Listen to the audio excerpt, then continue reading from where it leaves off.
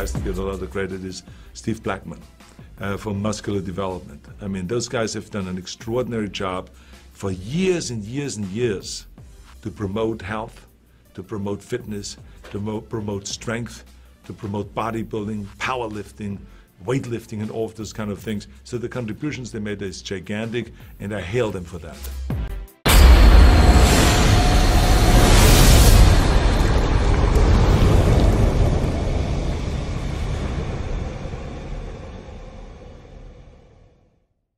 Ron Harris here from MuscularDevelopment.com on the final day of the Arnold Schwarzenegger Classic Expo here in Columbus.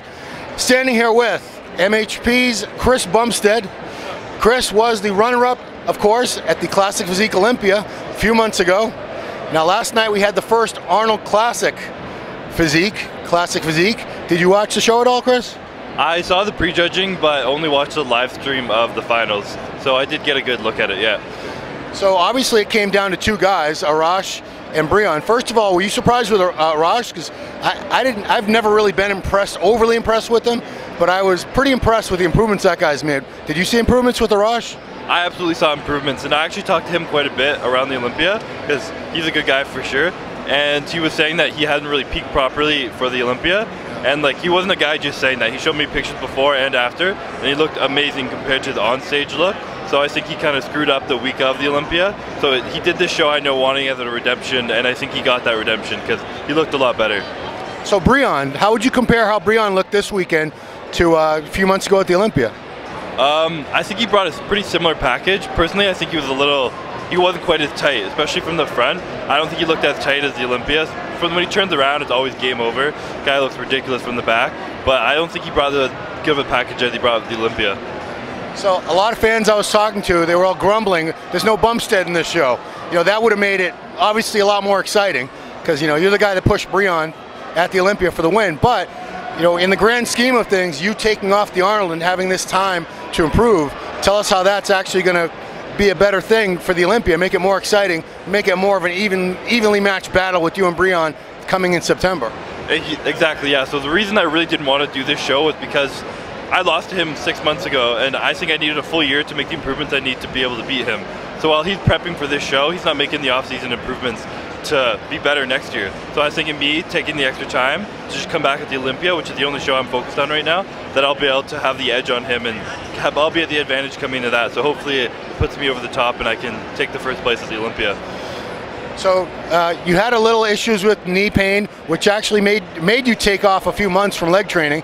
Tell us how that probably actually also worked out to your advantage in the grand scheme of things. What do you mean, worked out my advantage that it forced me not to? Well, because your legs were awesome. Yeah. Let's be honest. Your legs don't really need to be any better. They're there. So everyone always says, if this kid had a thicker back, if this kid had arms. So has this given you more time to devote time and energy to your back and arms? In that sense, absolutely, yeah. Like, when the time I took off training legs, I didn't take any more days off the gym. I kept going back, and I just increased the frequency at which I trained arms and back. So all it did is really allow me to train my arms and back more, which is what I believe Breon had me on at the show. So that's all I'm trying to bring up this off season. Not all, but what I'm focusing on this off season. So absolutely, that's what it allowed me to put more work into my back and my arms. So, you know, I'm going to make this relative to people who don't give a crap about competing, but there's a lot of people watching this that they do want to have the best physique as possible, and they have strong points and they have weak points. Would you recommend, based on what you've been experiencing the past few months, to lay off training completely, your strong points for a little while, and just work more frequently on your weaker points? I wouldn't say that you would just stop training anything at all, like stop it completely, but definitely change the frequency of which you train them, which is the #1 thing that I'm doing to bring up my weak points. Is I'm decreasing the frequency I train my legs and increasing the amount that I do my other body parts that I'm trying to bring up. So I wouldn't completely stop it, because that could, who knows what could happen. Your body could get so unused to it, you could come back thinking you're at 100% and not be, and injure yourself, and then your strong point is going to become you're not strong point anymore. So definitely something you want to keep training it, maybe just not at the same frequency, but keep hitting it for sure. Now, we talked about this in the magazine and other places, but it's fascinating to me that, you know, as someone, I'm more than twice your age, but I've struggled with arms for many, many, many years, long before you were born.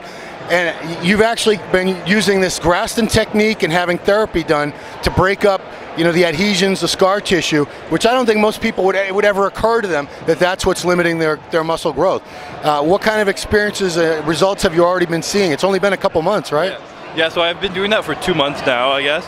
I've gotten work done on them 3 times, and already my workouts have improved. I wouldn't say I've already seen like improvements from my arms because it's been a short period of time, but my workouts have definitely increased, whereas before I would train and they were so tight, even in my shoulder down my bicep, I was barely getting pump. I could barely flex it because I couldn't feel it anymore. And since I've been getting the Graston technique and all the deep fascia stretching, opening it up, I've had much better pumps, and I know as a result my arms will grow for it. So talking about, you know, how do you set up your schedule for the year for competitions? For someone like yourself who's still on the way up, still improving all the time, does it make sense for you to compete multiple times throughout a year, or does it make more sense to do what you're doing, say, this year and just focus on one big show, in this case the Olympia? I mean, it all comes down to what your final goal is. My goal this year isn't to collect a bunch of prize money and win all the shows I can along the way. I just want the title of Mr. Olympia, so I'm not even looking at any of the shows. That's not what I'm focused on at all. My only end goal is to win the Mr. Olympia, so for me that's all I'm doing. If I achieve that goal, then I might create some more, like next year maybe I'll do the Arnold Classic next year and jump into that. But it all kind of, I always think short term, what's my next goal in front of me, and that's all I'm working towards. I mean, right now there's a lot of people following your journey, a lot of people inspired. Social media is growing all the time. I mean, I was talking to Matthew from MHP a minute ago, and I said, sometimes when I want to see what the public likes, at the gym, I'll show people that I know they don't follow the sport, they don't know you by name, they don't know any of the guys, they couldn't tell you who Mr. Olympia is. But I say, what do you think of this kid? And I show them a picture from your Instagram, and like, oh my God, wow, that's how a guy should look. I mean, what does it feel like to be so inspirational to not only the people that follow the sport closely, but there's a lot of regular people now who they're getting involved in this and training a lot harder because they see what you look like and what you've accomplished. I mean, it's definitely like humbling experience for sure.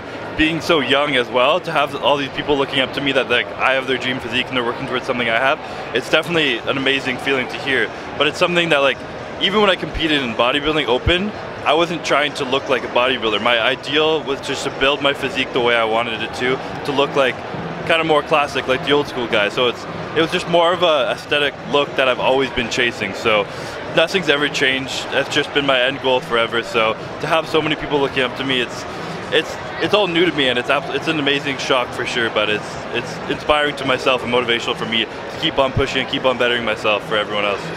Like I say, you just turned 23. You are the future of classic physique.